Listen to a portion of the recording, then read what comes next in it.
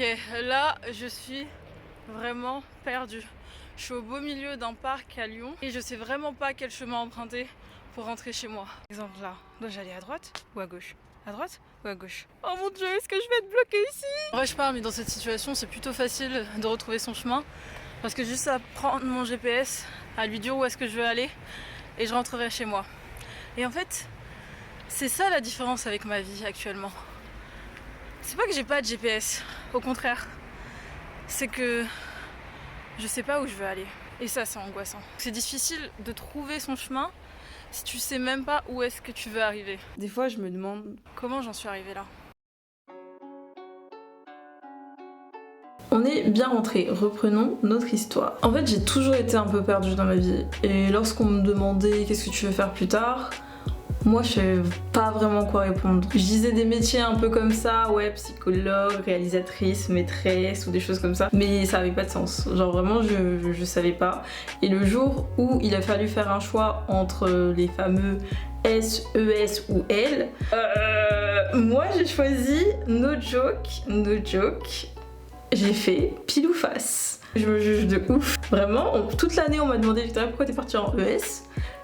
C'est tombé sur pile et je me suis dit bon bah vas-y, pile c'est ES et donc je suis partie en ES comme ça. Et quand un an plus tard il fallait choisir des vœux pour Parcoursup, je me suis dit c'est très simple, je ne sais pas quoi faire, donc quitte à ne pas savoir quoi faire, autant trouver un travail qui ramène de la moula. Et c'est comme ça que j'ai fait des études de finance. Et le pire dans l'histoire, c'est que j'étais douée dans ça. Mais ça me passionnait pas plus que ça. Je trouvais ça intéressant, mais j'étais pas passionnée. Et au final, je m'étais un peu fait une raison. Je m'étais dit, bon, bah mon job ne sera pas très passionnant, mais c'est pas grave. Au moins, ça payera les factures. Je pourrais partir 5 semaines l'année en vacances et ça sera plutôt fun. Non, vraiment, j'étais déterminée à avoir une vie relativement plate, sans émotion, avec un job qui me fait pas plus kiffer que ça. De toute façon, je savais pas quoi faire d'autre. Et puis, je suis partie à Montréal. Petite aparté, la principale raison pour laquelle la vidéo de Montréal n'est toujours pas sortie, c'est parce que en faisant le montage, je me suis rendu compte que revisionner certaines parties de ce voyage, juste ça m'affectait. Et j'attends d'être complètement sortie de cette période un peu de flou sur ma vie, on va dire ça comme ça, pour pouvoir me confronter à nouveau à ces images. Là, je pense que je suis trop fragile, j'ai pas envie de replonger, donc voilou. Mais Montréal fut vraiment une révélation pour moi. En fait, en Amérique, les gens sont beaucoup plus motivés à faire des études parce que c'est payant et parce que, surtout au Canada, tu peux très bien t'en sortir uniquement avec de l'expérience professionnelle. Donc si tu choisis d'aller faire des études, c'est que vraiment t'as envie de le faire. Et donc j'ai rencontré des gens qui kiffaient ce qu'ils apprenaient, ils vivaient leur meilleure vie.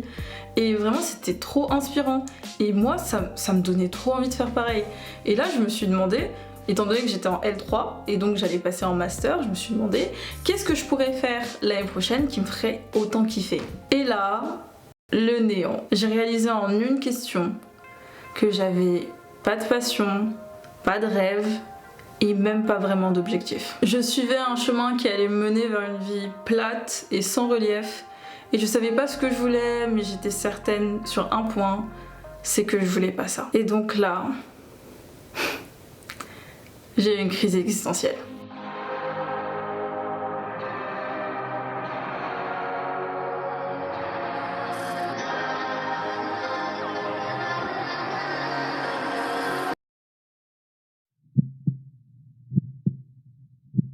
Les angoisses commencent car mes questions restaient sans réponse. Je me sentais mal, je dormais mal la nuit, je faisais de moins en moins de choses, je sortais de moins en moins, je voyais de moins en moins mes potes, je m'isolais beaucoup. Durant cette période, j'étais un peu dans l'attente qu'une personne ou un événement fasse un peu le déclic dans ma vie pour me faire sortir de cette période infernale. Mais rien. Rien parce que le problème venait de moi et tant que je réglais pas le problème, personne d'autre pouvait le régler pour moi. Donc à un moment, j'ai un peu touché le fond et je pense que quand tu touches le fond, tu peux tellement plus aller plus bas que tu te dis bon, il faudrait peut-être commencer à régler ces problèmes. Mais déjà, il faut se demander quel est le problème. Identifier le problème, c'est vraiment la première chose à faire. Et c'est bête, mais moi je pensais que mon problème c'était le fait que j'étais perdue et que je ne savais pas ce que je voulais faire et que je ne savais plus qui j'étais. Mais en fait, ça c'était juste la conséquence de mon problème. Le vrai problème, c'était que pour la première fois de ma vie, j'avais le choix.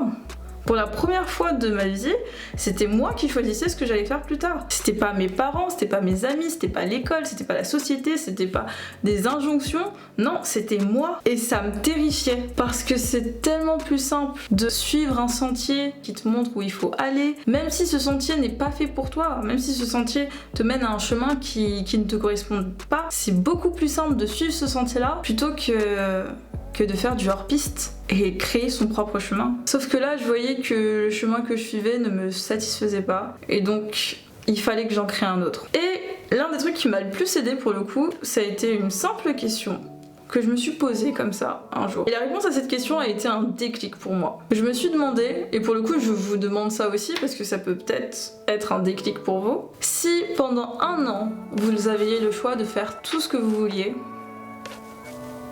qu'est-ce que vous allez faire? J'ai répondu, je ne sais pas. Et là, je me suis dit, ok. J'ai pris mon ordinateur, j'ai envoyé un mail à mon maître de formation et je lui ai dit que j'arrêtais mes études. Pourquoi? Parce que si ce que je voulais faire l'année prochaine c'était continuer mes études, je l'aurais dit. Ou je l'aurais au moins pensé. Là, ça m'a même pas traversé l'esprit. Je voulais arrêter. Je voulais arrêter et je le savais au fond de moi. Et lorsque j'ai envoyé ce mail et que mon maître de formation a accepté ma demande de césure, la satisfaction que j'ai ressentie à ce moment-là, ça m'a fait comprendre que j'ai vraiment fait le bon choix. Et c'est à ce moment-là que j'ai fait mon premier pas.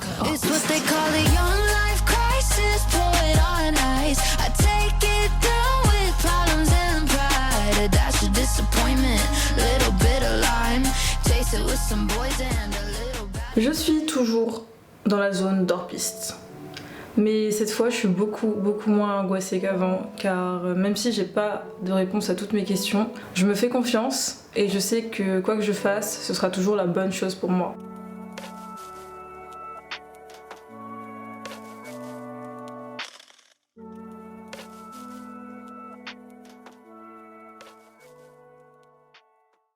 Hey!